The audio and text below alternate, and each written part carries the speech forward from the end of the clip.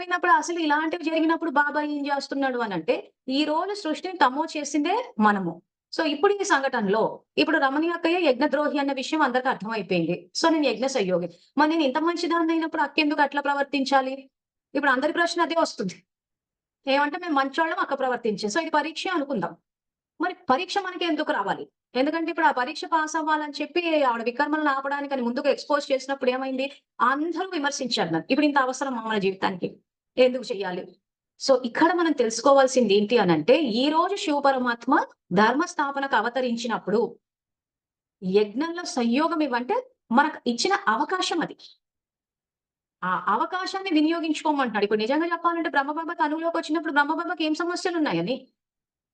ఏమీ లేవు.